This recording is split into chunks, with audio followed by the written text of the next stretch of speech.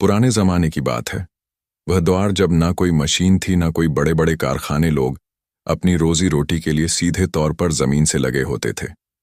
इसी दौर में दरिया के किनारे एक झोपड़ी थी, मिट्टी और सरकंडों से बनी हुई, जिसमें एक गरीब मछेरा अपनी बीवी और एक बेटे के साथ रहता था। उनकी जिंदगी का गुजर बसर दरिया की लहरों और उस जाल पर टिका हुआ था, जिसे मछेरा हर सुबह कांधे पर डालकर दरिया की तरफ निकल जाया करता था। कभी मछलियां आती और कभी नहीं, मगर उस मछेरे का दिल बहुत बड़ा था। जितना भी मिलता उसी में खुश रहता। रात को तीनों मिलकर वहीं सूखी सूखी मछलियां सेकते, दरिया के पानी से प्यास बुझाते और फिर वहीं झोपड़ी में जमीन पर बिस्तर लगाकर सो जाते। ना कोई शिकायत, ना कोई शिकवा। वक्त गुजरता रहा। मछेरा रोज की तरह जाल लेकर दरिया की सिमत जाता। बेटा भी साथ होता। नन्हे कदमों से चलता बाप के पीछे पीछे वो छोटा सा बच्चा हर रोज अपने बाप को देखता, किस तरह वह जाल समेटता, किस तरह दरिया की मौजों से लड़ता। मगर इंसान भी तो फानी है ना। वक्त ने धीरे धीरे उस मछेरे के बालों में सफेदी भर दी। पीठ झुका दी, हाथ वो ताकत खोने लगे जिससे कभी जाल को खींच लिया करता था। उसका बेटा अब जवाब हो चुका था। फिर एक दिन ऐसा भी आया जब सुबह सुबह मछेरे का बदन तपने लगा, सांसें भारी हो गईं और वो जाल जो उसके कंधे से कभी उतरता नहीं था, उस रोज वही जाल एक कोने में पड़ा रह गया। बीवी और बेटा उसके पास बैठे थे। मछेरा बस उन्हें देखे जा रहा था, जैसे आंखों में कोई आखिरी ख्वाहिश हो, मगर जुबान साथ छोड़ गई थी। और फिर दरिया के सिपाही ने चुपचाप दुनिया छोड़ दी। उस झोपड़ी में जैसे कहर टूट पड़ा। बीवी का तो जैसे सब कुछ उजड़ गया और बेटा बस अपने बाप को ताकता रहा। कई दिन तक वह झोपड़ी जैसे वीरान रही और फिर वह औरत और उसका बेटा दोनों धीरे धीरे संभलने लगे। हालांकि दिल में एक खालीपन हमेशा के लिए बस गया था, मगर पेट की आग किसी का गम नहीं देखती। जीना था और दरिया की तरफ फिर लौटना ही था। अब उस छोटी सी झोपड़ी की सारी जिम्मेदारी मछेरे के बेटे पर आ चुकी थी। वह नौजवान था और काफी अक्लमंद भी था।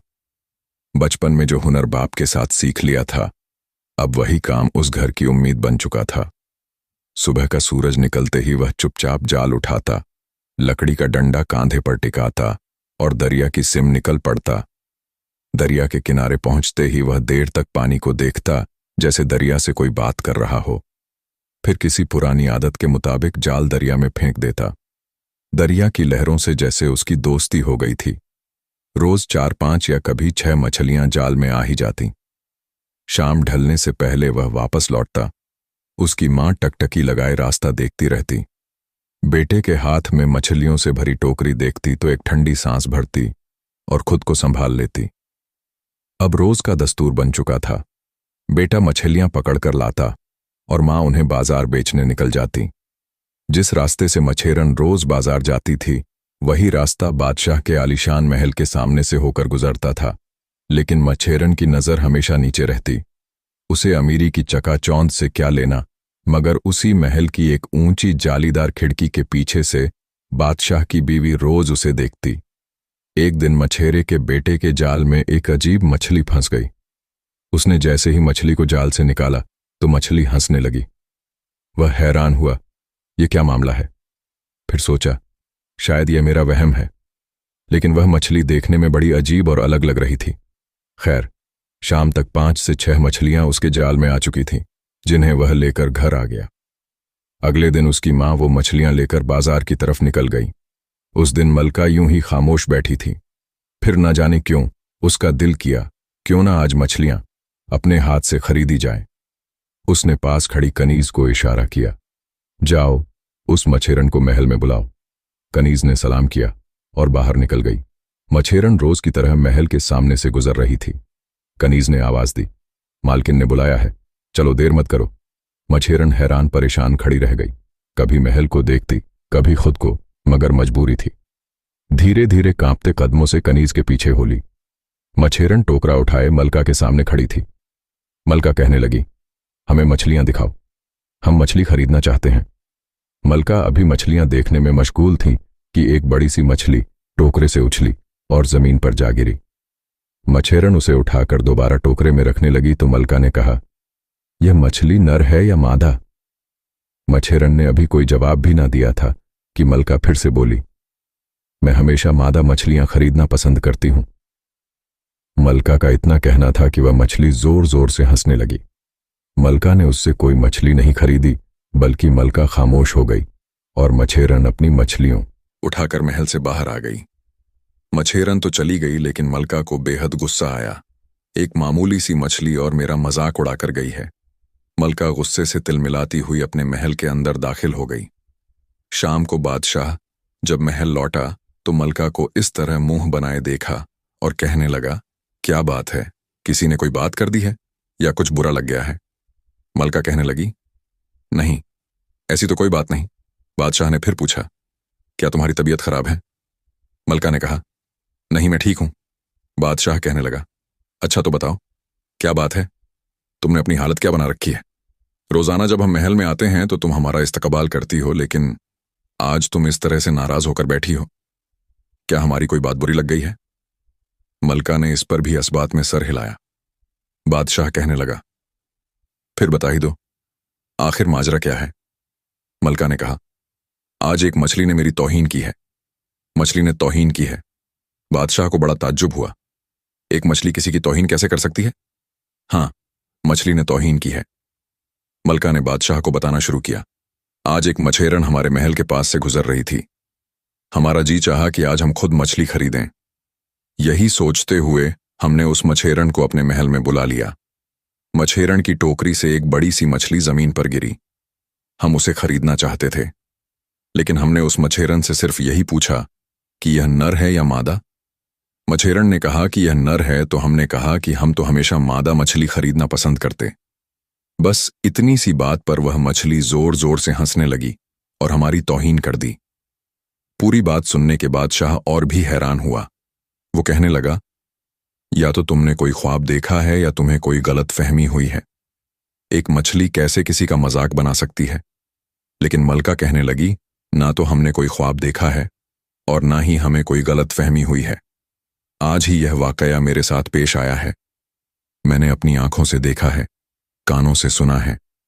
बादशाह सोच में गुम होकर खामोश था, लेकिन वो मलका की बात को भी झुठला नहीं सकता था।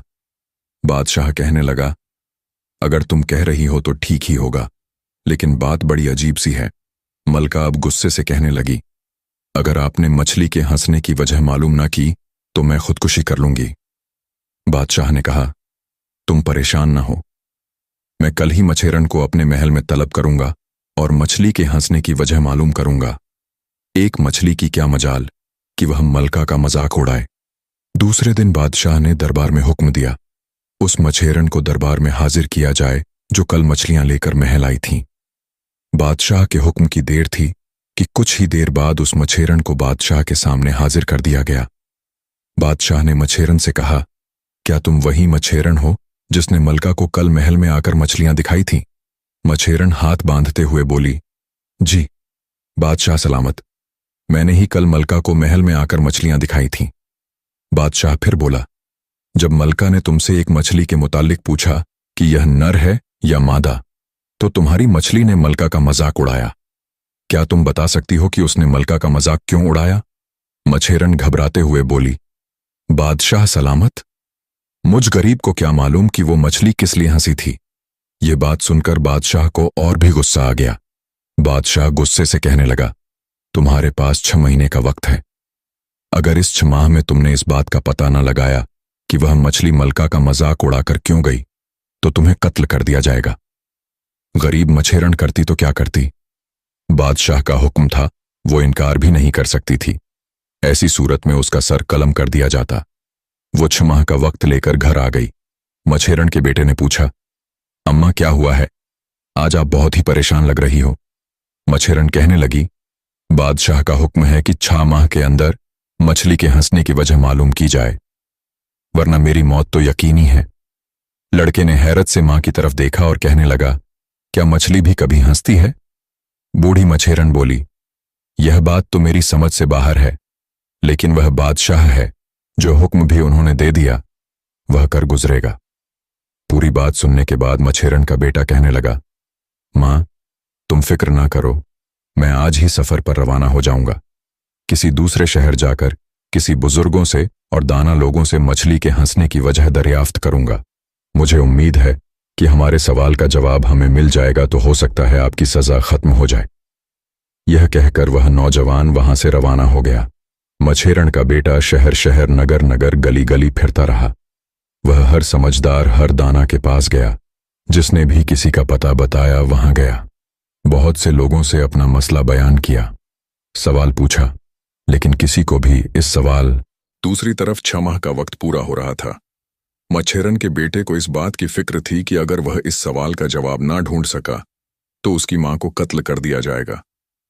मच्छेरन का बेटा वैसे तो खुद भी बहुत समझदार था, लेकिन इस मसले को हल न कर सका था। वह तो क्या, इस मसले का हल तो कोई भी तलाश ना कर सका था। जितने भी लोगों से वह मिला उसका सवाल सुनने के बाद सभी लोग बहुत हैरान होते और कहते कि यह मालूम करना तो बहुत ही मुश्किल है कि मछली आखिर हंसी क्यों। यही वजह थी कि वह शहर शहर नगर नगर मारा मारा फिर रहा था।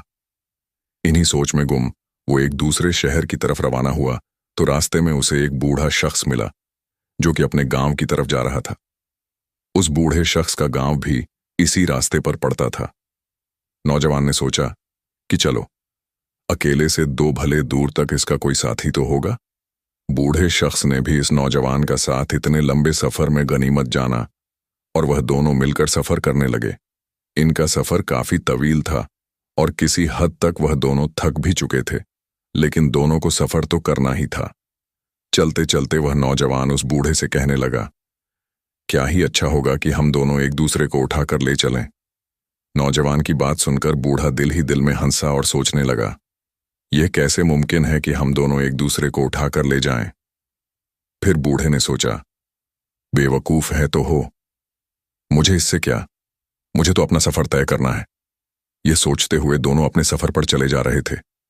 चलते चलते वह एक खेत के पास से गुजरे तो वह नौजवान इस बूढ़े से कहने लगा, यह खेत खा लिया गया है या नहीं। अब तो बूढ़े को इस नौजवान की अक्ल पर वाकई शक होने लगा। वो सोचने लगा, वाकई यह निहायत ही बेवकूफ इंसान है। लेकिन उसने इस नौजवान को टालने की गरज से कहा, मुझे नहीं मालूम। खामोशी से दोनों आगे बढ़ने लगे और अब वह एक जंगल के करीब पहुंच चुके थे। नौजवान ने अपनी जेब से चाकू निकाला और बूढ़े की तरफ बढ़ाते हुए बोला, यह चाकू लो और 2 घोड़े ले आना, लेकिन एक बात का ख्याल रहे, यह चाकू बहुत ही कीमती है, इसे वापस लाना ना भूलना।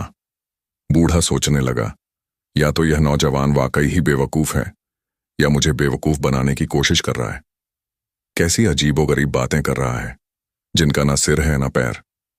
बूढ़े ने कहा, अपना चाकू वापस ले लो, मैं घोड़े नहीं ला सकता।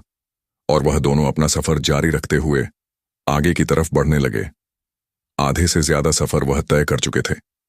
बूढ़े शख्स का घर करीब ही आने को था कि वे एक छोटी सी बस्ती से गुजरे। बस्ती से गुजरकर वे गांव के अंदर की तरफ गए, लेकिन वहां पर किसी ने भी ना तो उनका हालचाल पूछा और ना ही कुछ खाने पीने को दिया। कुछ देर वह गांव में रुके और उसके बाद वहां से रवाना हो गए। वो नौजवान इस बूढ़े से कहने लगा, कितना बड़ा कब्रिस्तान है, चारों तरफ मुर्दे ही मुर्दे हैं। नौजवान की बात सुनकर बूढ़ा सोचने लगा, वाकई ही इस नौजवान का दिमाग खराब है। चारों तरफ लोग घूम रहे हैं जो इसे मुर्दे नजर आ रहे हैं।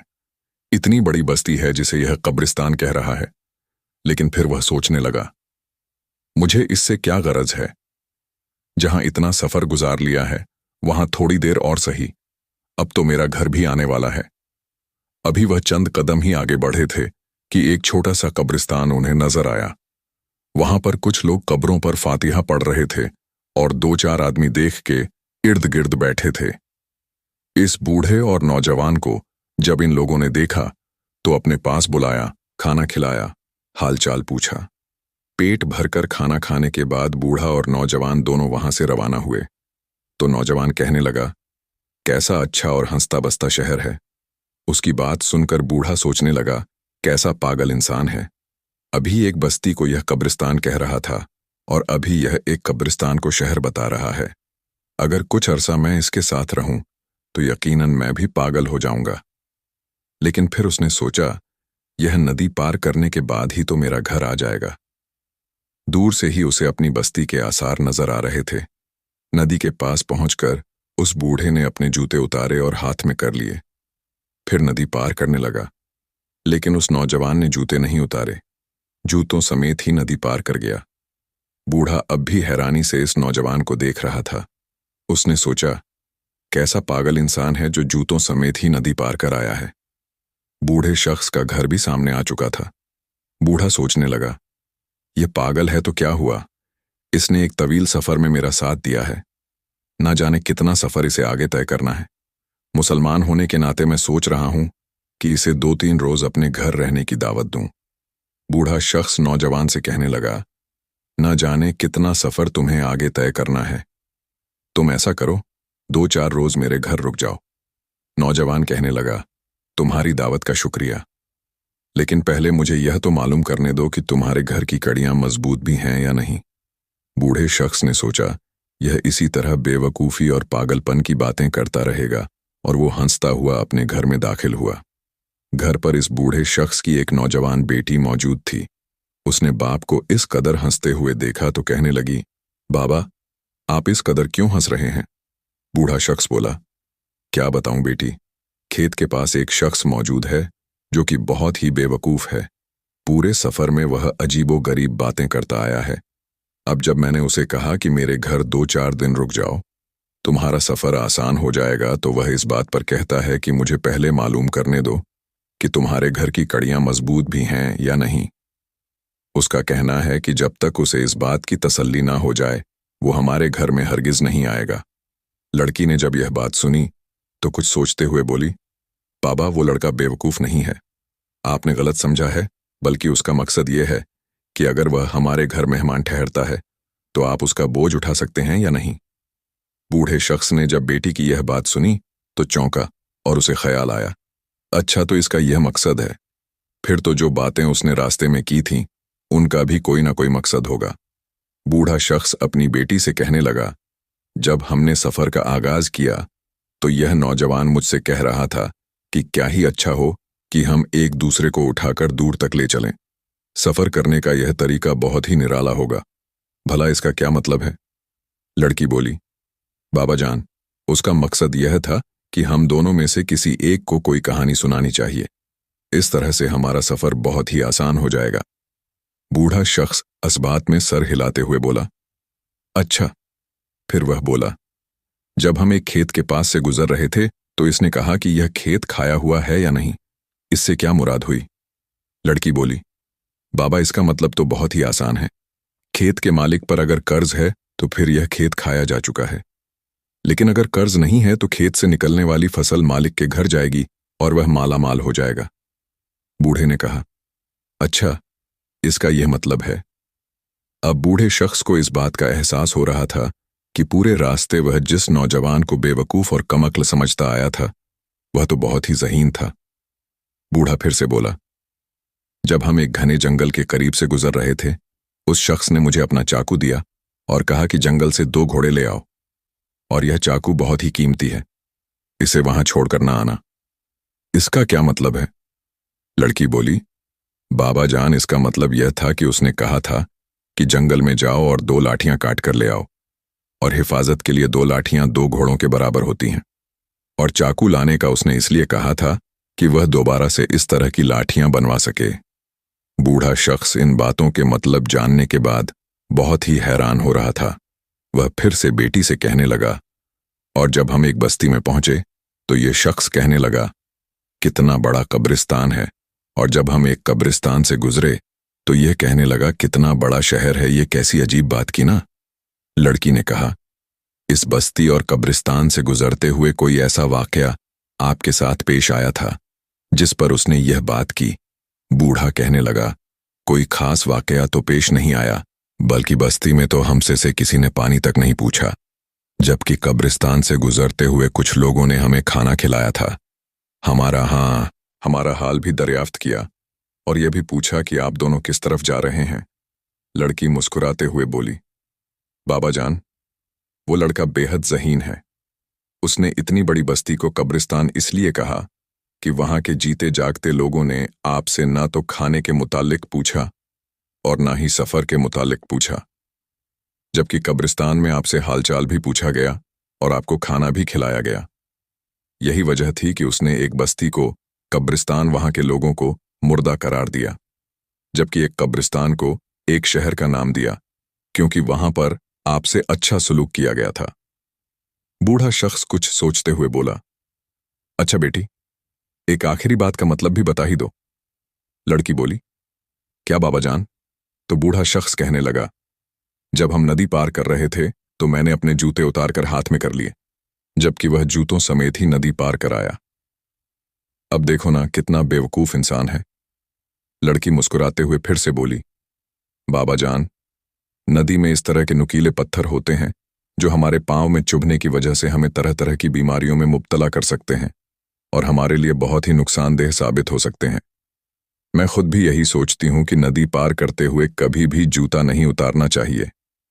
उसके बाद लड़की ने कहा, बाबा जान, मैं इस नौजवान से मिलना चाहती हूं। बूढ़ा बोला, ठीक है, मैं उसे अभी बुला कर लाता हूं। लड़की ने इस बूढ़े को रोकते हुए कहा, बाबा जान, वह इस तरह कभी भी नहीं आएगा। पहले आप उससे जाकर कहें कि हमारे घर की कड़ियां बहुत ही मजबूत हैं। लेकिन रुकिए, मैं पहले उसके लिए चंद तोहफे भेजती हूं। लड़की ने अपने घर के एक मुलाजिम यानी नौकर को बुलाया। उसे 12 रोटियां, घी से भरा एक बर्तन और दूध से भरी हुई एक मटकी देकर खेतों की तरफ रवाना किया और नौकर से कहा, मेरा एक पैगाम उस शख्स तक पहुंचा देना। उस मुसाफिर को कहना कि चांद पूरा है, साल में 12 महीने होते हैं और समंदर का पानी किनारों से बाहर बह रहा है। नौकर खेत की तरफ रवाना हो गया जहां वह मछेरा बैठा हुआ था। अभी नौकर ने थोड़ा सफर ही किया था कि रास्ते में उसे अपना छोटा बेटा मिल गया जो भूखा था। नौकर सोचने लगा, इतना खाना वो मुसाफिर कहाँ खाएगा? अगर इसमें से कुछ खाना मैं अपने बच्चे को खिला दूं तो क्या हर्ज है? नौकर ने कुछ खाना खुद भी खा लिया और अपने बेटे को भी खिला दिया। उसके बाद वह उस मछेरे के पास जा पहुंचा। उसे खाना देते हुए बोला, तुम्हारे लिए एक पैगाम भी है। चांद पूरा है, साल में 12 महीने होते हैं और दरिया का पानी किनारों से बह रहा है। नौकर ने खाना भी दे दिया और यह पैगाम भी सुना दिया। वो भला इस बात को कैसे समझ सकता था? मछेरे ने जब खाना खोला तो इतनी चीजें मुकम्मल न थीं जिनका पैगाम इसे मिला था। नौजवान बोला, ठीक है, अपनी मालकिन को मेरा सलाम कहने के बाद एक पैगाम दे देना। चांद नया है, साल में 12 महीने नहीं 10 महीने हैं और समंदर का पानी भी किनारों से बाहर नहीं बह रहा। नौकर बिना सोचे समझे जिस तरह उस लड़की का पैगाम इस मछेरे तक लेकर आया था, उसी तरह बगैर सोचे समझे इस मछेरे का पैगाम उस लड़की के पास ले गया। लड़की ने जब यह सुना तो वह समझ गई कि खाना बिल्कुल मुकम्मल उस शख्स तक नहीं पहुंचा, बल्कि बहुत सा खाना रास्ते में ही निकाल लिया गया है। लड़की ने फौरन ही बूढ़े से कहने लगी, बाबा जान, अब आप जाओ और उस नौजवान को अपने घर ले आओ। बूढ़ा फौरन गया और उस नौजवान को अपने घर ले आया। लड़की तो इस नौजवान की जहानत की दीवानी हो चुकी थी। वह बहुत ही खूबसूरत नौजवान था और ज़हीन भी बहुत था। मछेरा घर पहुंचा। उसके बाद बेटी ने पूछा, तुम इतने लंबे सफर पर क्यों निकले हो? आखिर तुम्हारा मकसद क्या है? लड़के को भी इस बात का अंदाजा हो चुका था कि यह लड़की बहुत ही ज़हीन है और मछली के हंसने का मकसद भी बता सकती है। लड़के ने अपनी पूरी दास्तान सुना दी और यह भी कहा कि 6 माह पूरे होने में चंद ही रोज बाकी हैं। उसके बाद मेरी मां को सूली पर लटका दिया जाएगा। लड़की ने कहा, तुम घबराओ नहीं, मैं कल ही अपने बाबा के साथ तुम्हारे साथ चलूंगी और मछली के हंसने की वजह बादशाह को बता दूंगी। चंद रोज का सफर तय करने के बाद वह मछेरा और यह नौजवान लड़की और उसका बाप उस बूढ़ी मछेरन के पास जा पहुंचे। मछेरन बेटे की जुदाई और मौत के खौफ से बेहाल हो चुकी थी। अपने बेटे को सामने देखकर बूढ़ी मछेरन बहुत ही खुश हुई। नौजवान कहने लगा, यह लड़की बादशाह को मछली के हंसने की वजह बताएगी। जिस दिन वह वहां पर पहुंचे थे वह बादशाह की मोहलत का आखिरी दिन था, इसीलिए लड़की कहने लगी, मुझे जल्दी से बादशाह के दरबार में ले चलो। बूढ़ी मछेरन की तो जिंदगी का सवाल था। वह फौरन ही लड़की को लेकर महल की तरफ रवाना हुई। दूसरी तरफ बादशाह भी अपने सवाल के जवाब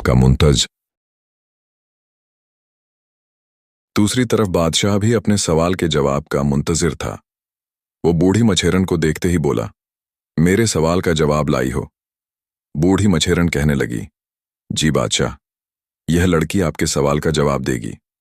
बादशाह ने एक नज़र इस कमसिन लड़की की तरफ देखा और सोचने लगा, जिस बात का मतलब कोई भी नहीं बता सका। उस बात का मतलब यह छोटी सी लड़की क्या बताएगी। लेकिन इस बात को नजरअंदाज करते हुए बादशाह बोला, लड़की तुम ही बताओ कि वो मछली नर है या मादा पूछने पर इस कदर जोर से क्यों हंसी थी। लड़की बोली, बादशाह, अगर जान की पनाह पाऊं तो मैं अर्ज करूं। बादशाह बोला, ठीक है, हमने तुम्हारी जान बख्श दी, लेकिन हमें हमारे सवाल का जवाब चाहिए। अगर तुम हमारे सवाल का जवाब ना दे सकी तो तुम्हारी जान बख्शी नहीं होगी, बल्कि यहीं दरबार में तुम्हें कत्ल कर दिया जाएगा। लड़की बोली, आप मेरी जान बख्शने का वादा करते हैं तो मैं आपको बताती हूं। जब मलका ने मछेरन से पूछा था कि यह मछली नर है या मादा, और साथ ही यह भी कहा था कि मैं हमेशा मादा मछली खरीदना पसंद करती हूं, तो वह मछली जोर जोर से हंसने लगी थी, क्योंकि इस सवाल से मछली को पता चल गया था कि मलका ने अपने महल में कनीजों के भेष में एक ऐसे नौजवान को छुपा रखा है जिसे वह इश्क करती है, मतलब कि अपने आशिक को लड़की बनाकर दरबार में रखा हुआ है। ये बात सुनकर बादशाह को बहुत गुस्सा आया और वह कहने लगा, अगर इस बात की तस्दीक ना हुई, अगर यह बात झूठी साबित हुई, तो तुम सोच भी नहीं सकती कि तुम्हारा अंजाम क्या होगा। लड़की ने बहुत ही मुतमिन होकर जवाब दिया, इसका हल भी है हमारे पास। आप महल में एक बड़ा सा गड्ढा खुदवाएं और तमाम कनीजों को यह हुक्म दें कि वह बारी बारी इस गड्ढे से कूद कर दूसरी तरफ जाएं। बादशाह ने ऐसा ही किया। तमाम कनी और मलका भी वहां पर आ पहुंची। बादशाह का हुक्म सुनते ही तमाम कनी एक एक करके उस गड्ढे से पार जा रही थी। बाकी सब तो लड़कियां थीं, इसलिए वह बारी बारी इस गड्ढे में गिरती गई, जिन्हें उठाने के लिए वहां पर नौकरानियां और मुलाजिम भी खड़े थे, लेकिन इनमें से एक कनीज ही इस गड्ढे को पार कर सकी। बादशाह के हुक्म के मुताबिक उस कनीज को एक तरफ ले जाकर जब तस्दीक की गई तो यह बात साबित हो गई कि वाकई वह औरत नहीं बल्कि आदमी था।